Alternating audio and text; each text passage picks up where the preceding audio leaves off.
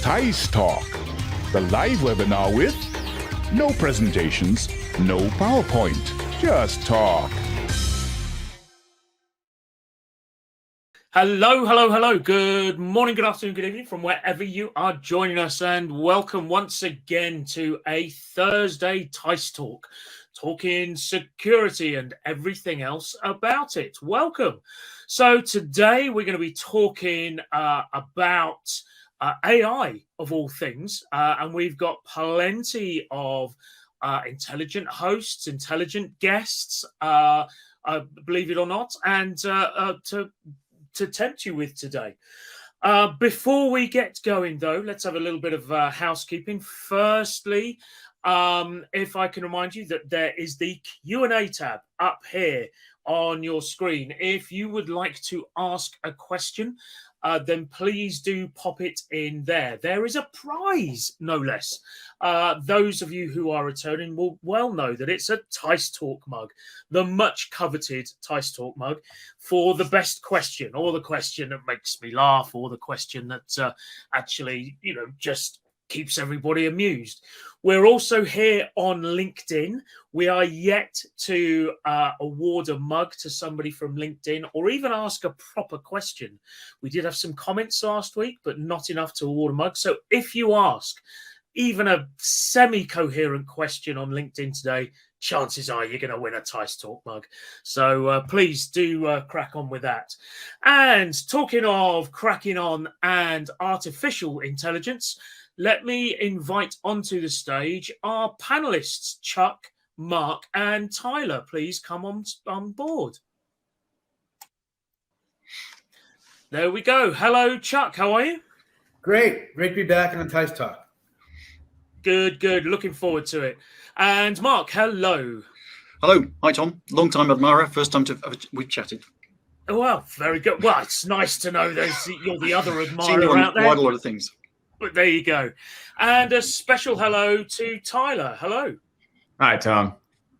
And Tyler, thank you for being this week's sponsor. So if you are tucking into some lovely bourbons and custard creams, you can thank Tyler for that today. So let's crack straight on, shall we? Let's get into it with the first news item. And the headline here: advanced phishing attacks surge 356% in 2022. Is this from the stable of, kind of the bleeding obvious? Obviously, attacks like this are going through the roof. They have done year on year. So what's new in this in this headline? Ooh, well, I think for me, because I'm a former journalist, tech journalist, used to write quite a lot about cybersecurity. So even back in the old days when the bad guys were genuinely teenagers, just messing about, looking for a bit of respecting kudos online. But it's definitely got a lot more serious. And now the impression I get is that this is the kind of dark side of e-commerce, isn't it? Really, these guys they're well motivated, they're well financed, they know their stuff. And I think what we're seeing there is that a phishing attack surge, possibly powered by some AI or some sort of those advanced techniques, just because they're businesses and want an edge. And I think there's certainly something there that can help them in terms of AI, and those machine learning systems are really good at mimicking the way people sound.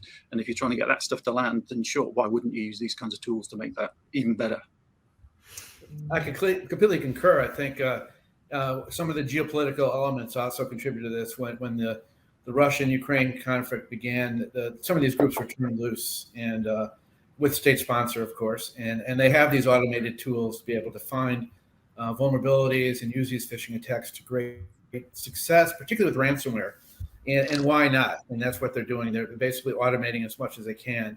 And also they're sharing a lot of the vulnerabilities with other groups. So you're going to see sort of an exponential increase in the amount of phishing attacks. And as long as they keep getting paid, they're going to keep going up. Yeah. So phishing is easy, and anyone's going to take the path of least resistance. Yeah. So you see a spike of phishing because, again, it's easy to do. It's successful. The attackers have been successful in doing it. And now they're given tools like ChatGPT, but AI ML related tools that just make it not only that much easier for them, it also democratizes overall cyber operations. So it allows more people to play the game. And then you see some of the targeted companies here. That's where the money's at. Like Chuck said, that they're gonna, if they can get money, they're gonna go for it. If they understand that most customers or consumers utilize technologies like LinkedIn or Microsoft, then that's where they're going to go and target those individuals. Yeah, because certainly I've seen sort of some trends in those attack patterns, and I was read once that part of the reason that some of those phishing messages aren't particularly well structured or written is because they're trying to catch a certain group of people.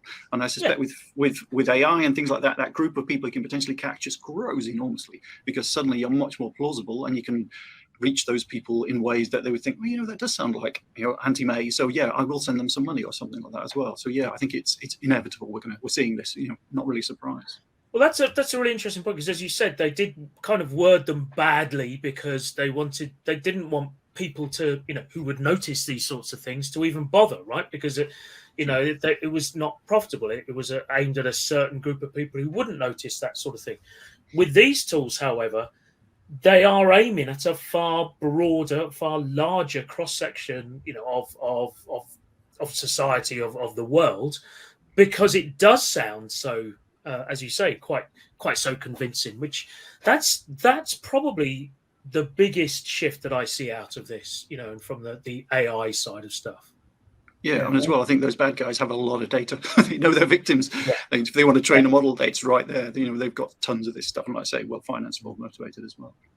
Yeah, and Tyler said the way they're using ChatGPT now is to get beyond some of the filters. And so I read earlier that now they've even developed a polymorphic malware from ChatGPT, which is very frightening, because then you can get around all the defenses. So that is a very scary phenomena. And ChatGPT is not the most sophisticated AI out there. There's other tools that are even more formidable for hackers. So it's frightening scenario.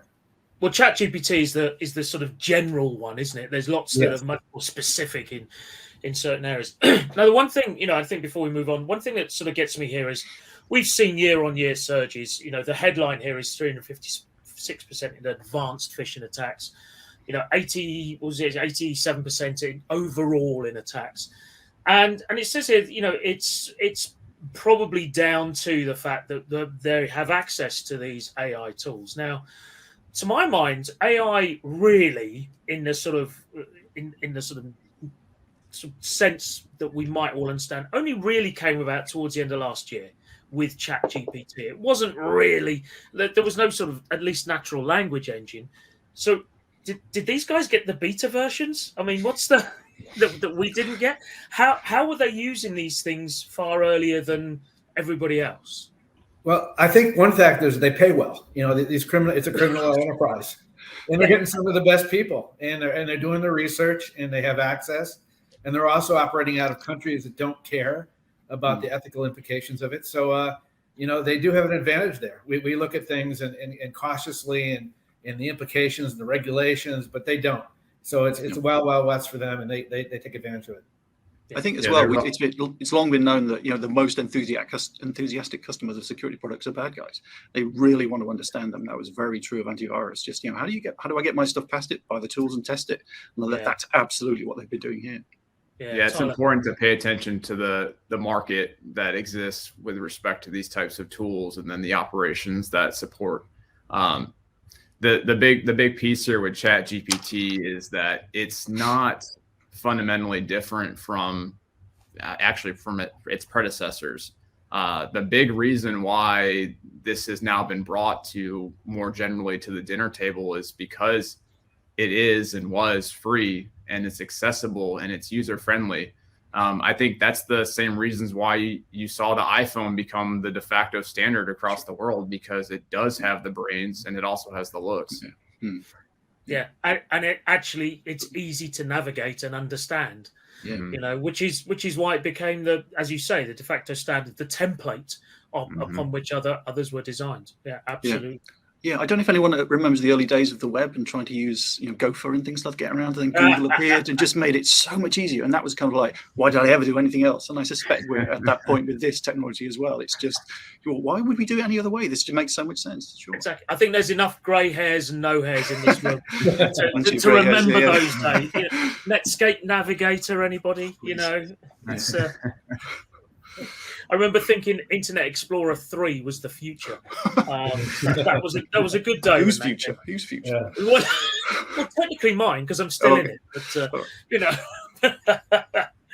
But yes. Anyway, less said about that, the better. So let's move on to the panel proper, shall we? Comments in there. Netscape, yes. Good stuff. I'm glad we're not the only ones. Some other older people in the audience. So let's move on to the panel proper, shall we? Leveraging AI to monitor, analyze, and respond to threats. So let's put the shoe on the other foot, as it were. So if the criminals are using this and investing in these and taking full advantage of AI, how do we do the same? What can we do today? As we know, every week I say, what can people do when they get back to their desks in the morning, etc., etc. What's the thing they should be typing into their Google? Other search engines are available, but it's the Google search that says, use AI to make my job easier, my security job easier. So what can we do today? What are the limitations? I'd be happy to say. Great question. Stunned us all. Yeah. I don't want to go first. Yeah. Well, there are a lot of limitations, particularly if you're not in the security world. So I think the first place to start is the security world. So obviously it has the capability for network vulnerability surveillance and threat detection, and that's really where the primary end of it is. So you could identify and respond to threats faster. For years it was like sometimes up to 200, 250 days before you even knew you were hacked. I think part of AI can help in that area of knowing when there's a threat. It also can correlate threats through indexes and update you, so any antivirus software you're using would be certainly enhanced. And for those using the capability, it certainly reduces the noise of false positives. They're able to streamline their efforts, and if they're doing analyst reports, they can use AI to help them write the analyst reports. So it really has an impact, I think, in almost every aspect of cybersecurity. The issue here is being a step ahead of the bad guys, which is not so easy. And the fact is also there's not, we have a very big vacuum of capable and understanding cybersecurity experts in this area, let alone any area of cybersecurity. So, until we develop that core of people that can really understand it, we're going to have to depend on, automated tools to basically even get by. Yeah, I think certainly I think Chuck's right. There's a lot of firepower that it can bring to your analysts and your sort of people doing those, looking threat hunting and things like that as well. There's no doubt about that. But I've been looking at some operational sort of machine learning systems and securing those for some work I do for the ISF. And I'm the killjoy in the corner, unfortunately, because I think they're shiny tools, they're lovely, they're great, they do good things. But there's if you're committing to it, then in some respects your organization is doing a different thing. And I think that's the kind of trickier part that organizations are going to manage as well, because there's a process change there as well. And I think that's going to be as hard as the security side, because if you're getting faster and dealing with these things better, then you've got to react faster, and there's a lot that comes in its wake.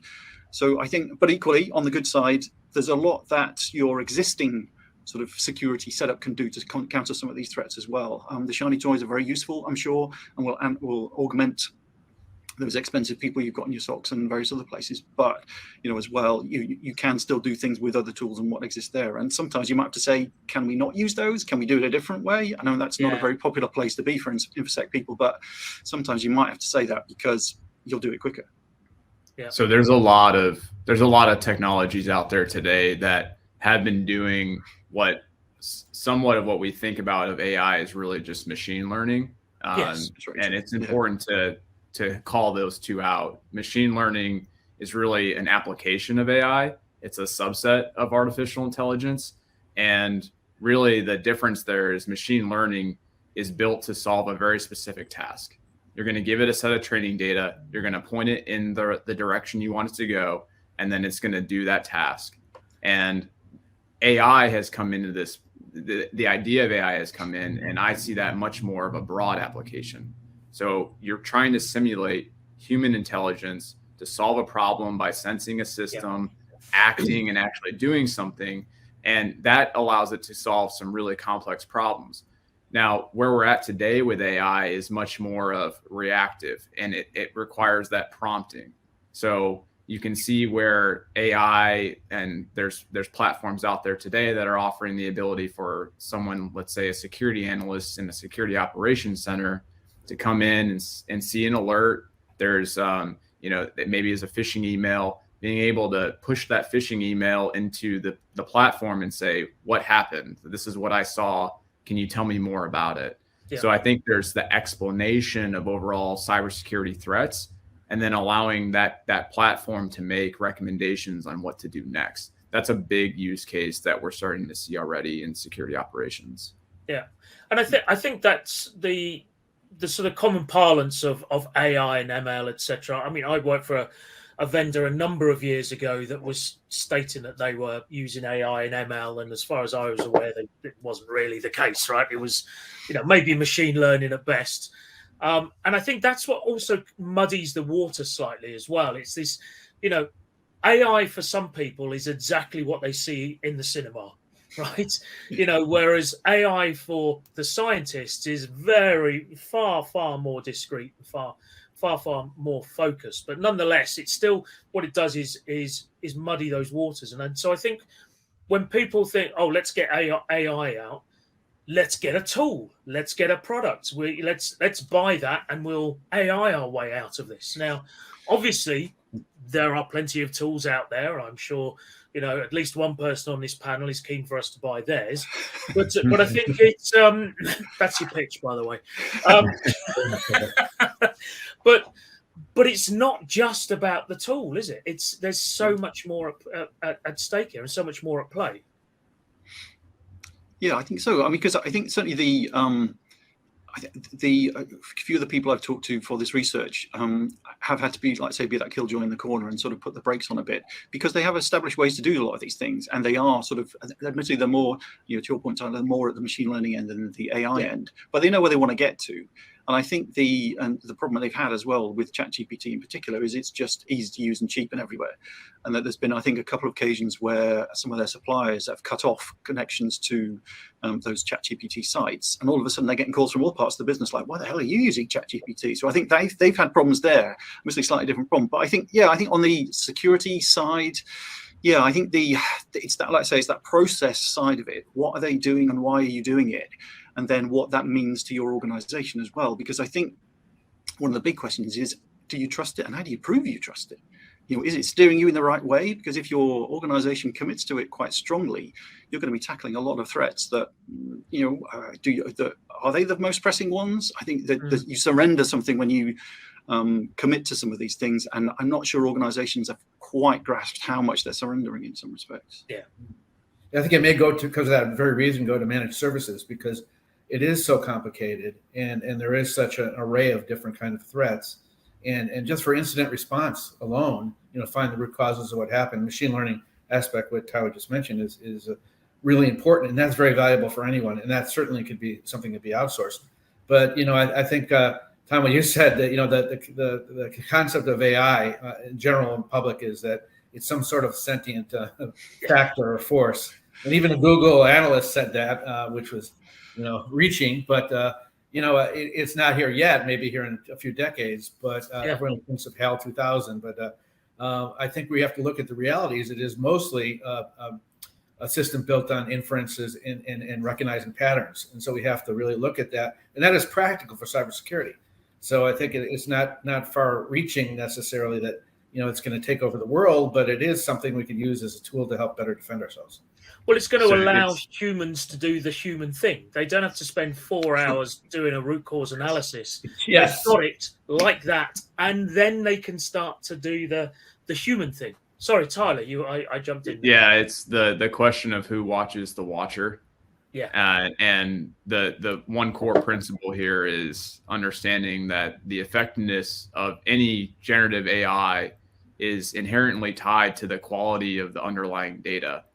And when you have rich threat intelligence that has actual human validated content, that can certainly bolster a more effective AI model.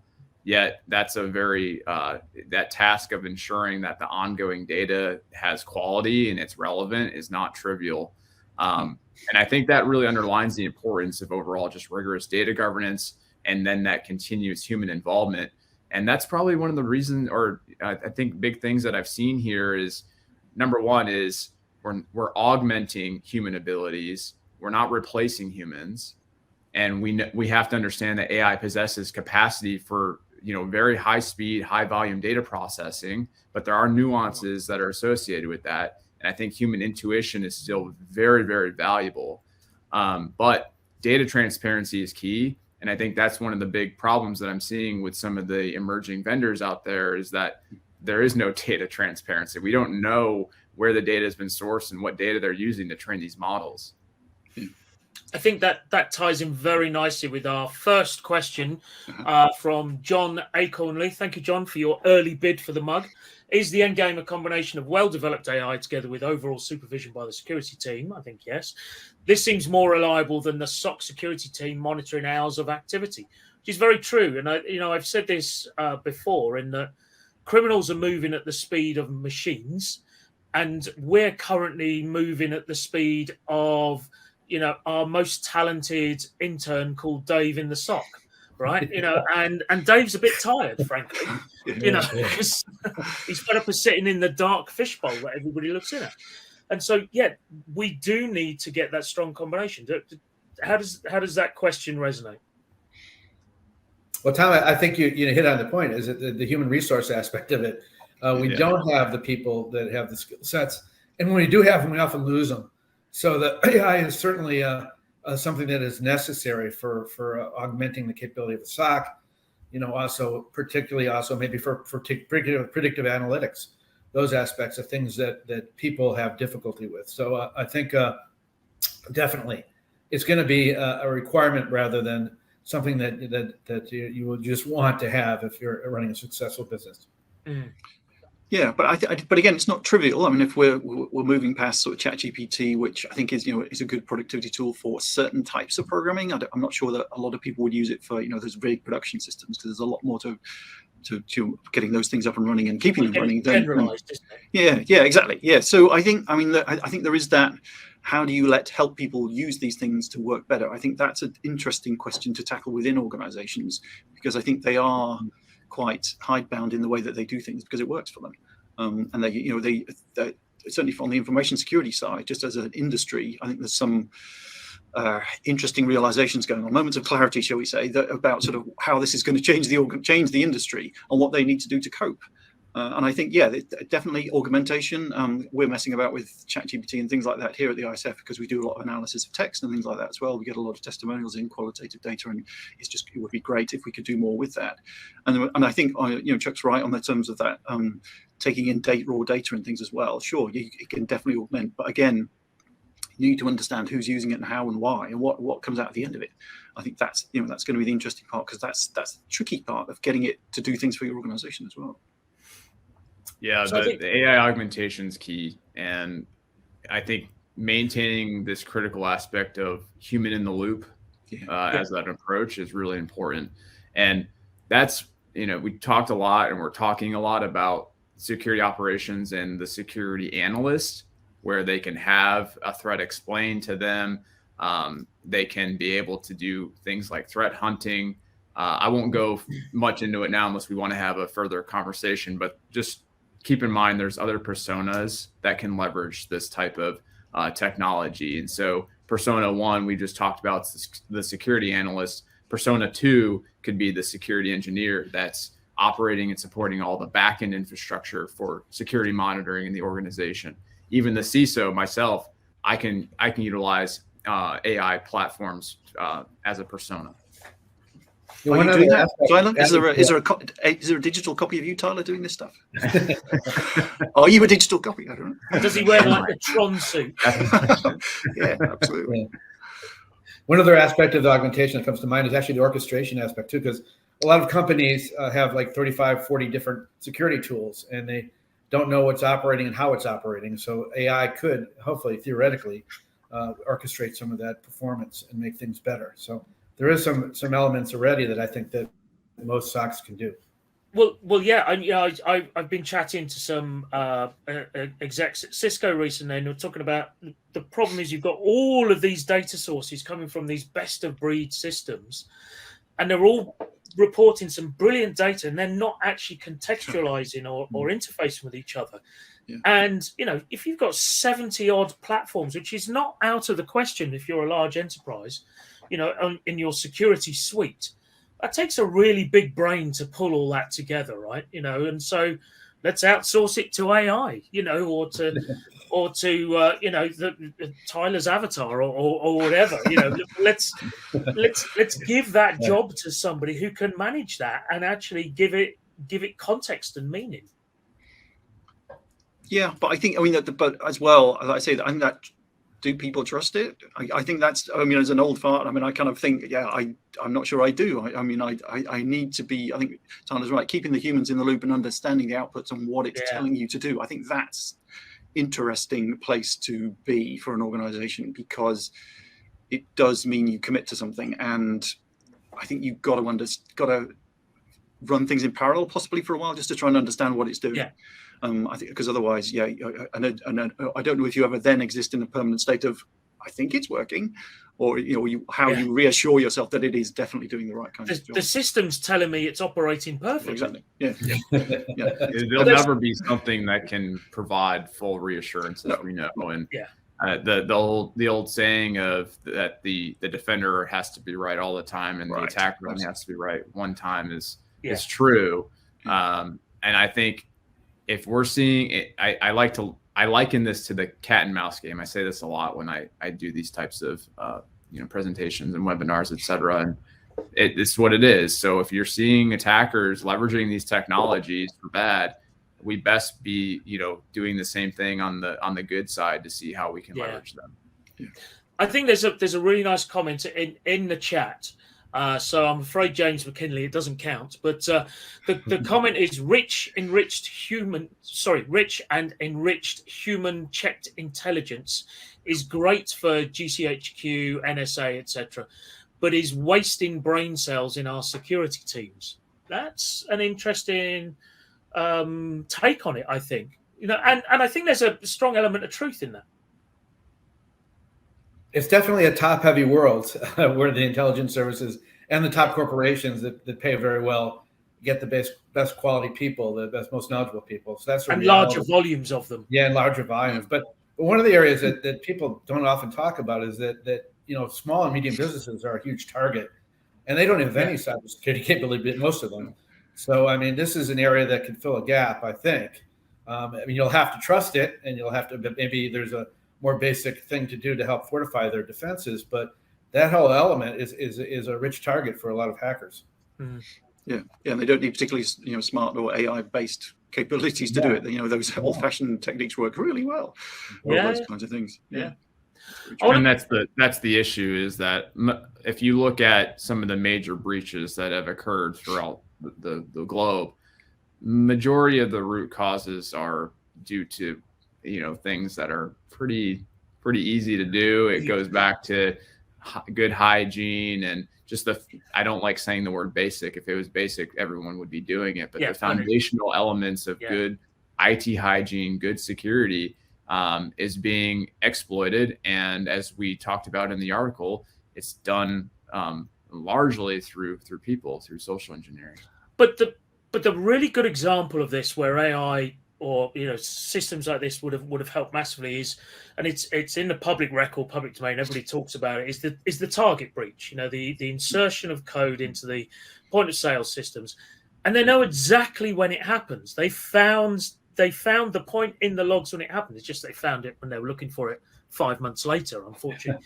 But it was just lost in the millions and trillions of other records that, and other logs and noise that was there. That's something you can't analyze at human speed, is it? No, but I think because I was reading a critique of using some machine learning AI techniques in information security, and one of the problems that article called out was that 2020 hindsight, that after the fact, sure, you can spot the thing that made the big problem, but who's to say that if they spotted that there wasn't another? I suspect actually that maybe there were other problems with their security that might have exposed them as well. So I don't know that necessarily. But sure, if you can stop all the threats, yeah, clearly you've got a very capable and mature organization on your hands. But I don't know that people will ever get to that. I think if we're keeping humans in the loop, there's going to have to be some judgment calls somewhere. Because certainly a lot of work we do on policies and things is, well, there's a lot of exceptions out there. The way that people do stuff with your organizations, and the way that customers try to get things done, there's a lot of exceptions there. And sometimes a system that tries to understand that will be caught out a lot and say, oh, this is a problem. This is a problem. There's a lot of false activity you're going to have to sift through, even as a human, to try and make sure you're protected and you're not exceeding some of those policy guidelines. Yeah. With the target breach, though, it actually is a supply chain issue, and that's a big vulnerability where we don't have a lot of human capability of knowing every vendor in the network. So I see AI as being helpful there, but again, because you never release the human component either, you need the oversight of it, but it could be a tool to help better find things.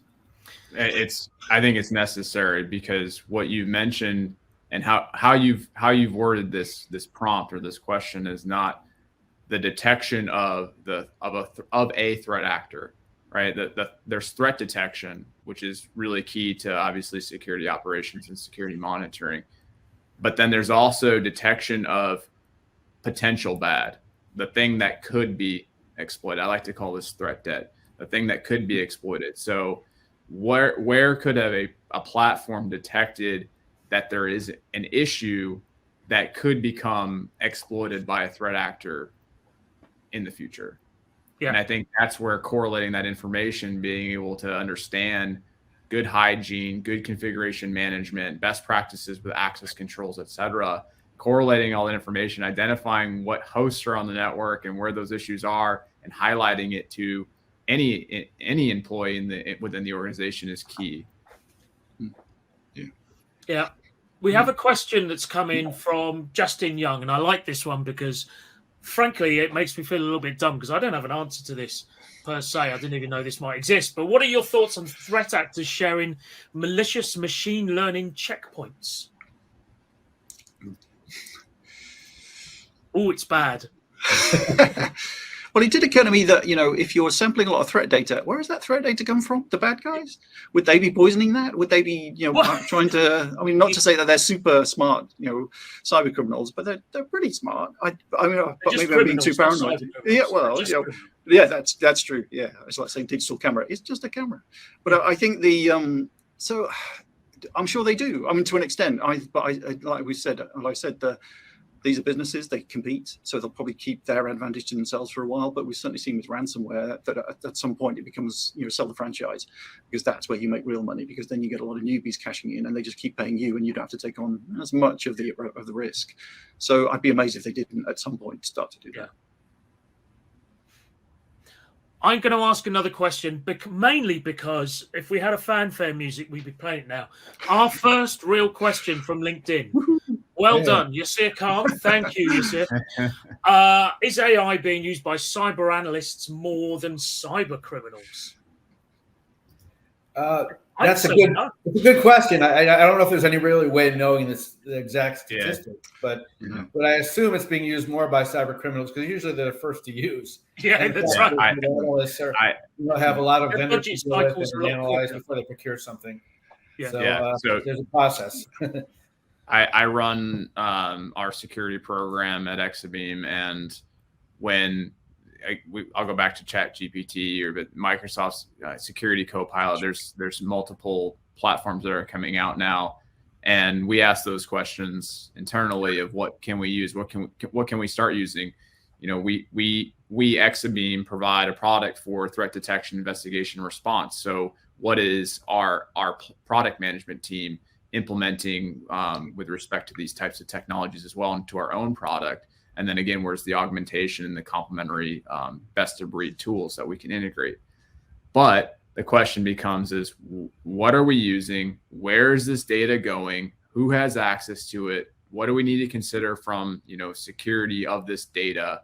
And multiple other questions, legal, gets involved, et cetera. Is it free? Is it paid for? What's the license use model? Bad actors don't have to ask any of those questions. They just use it. Yeah. So yes, I think I am just based off of a sample set of one, but I've attended a couple of other webinars on this very topic of privacy with AI and regulations around it, that yes, the bad actors are always going to be able to leverage these technologies first before the good guys. Yeah. Yeah, and I think as well, if you look at who's doing the adversarial research, it's your Chinas and your Russians. I mean, not maybe they're doing it for benign reasons. I'm not sure, but I think in terms of there's a lot of bad guys using it. But I would have thought in terms of attacks you're seeing, probably at the moment there's a lot more analysts and people like that messing around with it and trying to get things going than there are the bad guys necessarily accelerating their attacks. Mm-hmm. I think let's take a deeper look at this international angle. And again, another great question is from David Cartwright. Thank you, David. And it's a good question because it quotes Robert Peston for a start. So Robert Peston and his team told us last evening that 37 countries have passed bills regarding AI regulation. But given the complexity of the subject, to what extent do the panel think the politicians leading the creation, debating and passing of these new laws really understand what they're doing? Well, this government? Could the AI geeks be leading them by the nose? I've heard interviewees coming out with funky terms that I'd never heard of. So have they. Now, 37 countries is a lot, albeit probably less than a quarter of the countries in the world, right? But nonetheless, it's certainly a step in the right direction. But yeah, are we being sort of led up the garden path here? I think the problem with for a lot of organizations is that it's all a mess, and it's just everybody's trying to do it in different ways. I know there are some things being settled. The one is outcomes, so that if you're, and I think a lot of governments are worried about disadvantage, bias, and unfairness, and they measure that via outcomes. And organizations are being asked to do that, and that's not that easy to do while you're designing and developing this stuff. You kind of have to let it run for a while, and again, there's some interesting data science to do around that. But whether that's good regulation or not, I don't think it's clear yet. Nobody knows. This stuff is developing so fast that I think organizations, if you're using any kind of ML or AI, then make sure you have a legal team orbiting around it, because it's going to change, and the way you use it is going to change, and there could be restrictions on it. And that's definitely going to be divided by all the locales in which you work. Mm. Yeah. In the U.S., we used to have a thing called the Office of Technology Assessment, but they mistakenly got rid of it. And I don't think our legislators understand the implications of artificial intelligence, let alone cybersecurity, let alone the Internet of Things. They don't know how to regulate it. They don't understand it. Yeah. So you're getting a lot of confusion. The idea that nations are talking about it is probably a good thing. And looking at some of the ethical implications is a good thing. But again, with most regulations, it's only adhered to by the group that wants to adhere to it. The bad guys don't pay any attention to it. Yeah. Governance is super critical. I think that it's more forward-looking, or it needs to be more forward-looking. Yes, I get concerned about things around, the deep fake videos as an example. And it really is important, as I talked about earlier, of ensuring that there is transparency in AI decision-making. And we do need to take into consideration the privacy aspects of that. However, I think some of the larger concerns where regulation is important is much further down the road. It's not ChatGPT now. It's much further down the road as these models continue to evolve and develop and mature. What holds the future 10 years from now? And I think regulation is extremely important. A conversation that this reminds me of is from, must have been a decade, maybe longer ago, 15 plus years ago, around cloning and human embryo cloning. And there was a rush around the world to put the brakes on, human embryo cloning, et cetera, the ethical concerns, And yes, like now, it's a rush, except then, of course, the technology just didn't evolve on a day-to-day basis. It seemed to be over a much longer period of time but it definitely entered into into society, the concepts, the terms are fully understood. I mean, there were films about cloning, mostly starring Arnold Schwarzenegger, I think, but films about cloning and all that sort of thing. Whereas now with AI, it's progressing so fast. I mean, probably 10 times faster than the cloning argument was. There is no catching up with it. I would posit. Yeah, because I've seen estimates of, when will that artificial general intelligence arrive, and the prediction of that have shrunk really quite a lot over the last few years. We're sort of from 15 years out to 10, and I think we're starting to see the return of people who talk about the singularity and the rapture of the nerds and things like that. And we're all going to be transcended into digital bodies at some point. Maybe Tyler already is. Maybe he's there before us. I don't know. But I think it is moving very fast. So I think you need to.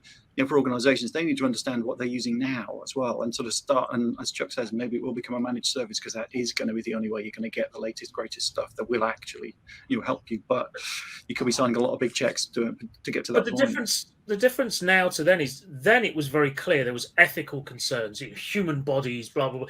Now we don't even. Many people we're still arguing about what AI means right at the beginning of this session, right? People's interpretation of it. How on earth can the average, was it the average man on the Clapham omnibus, I think is the old British term. How would they understand these concepts? We kind of got it ostensibly when it's about humans, etc. But AI, it's a completely different argument. It's I find it fascinating that even just from a pure sociological perspective.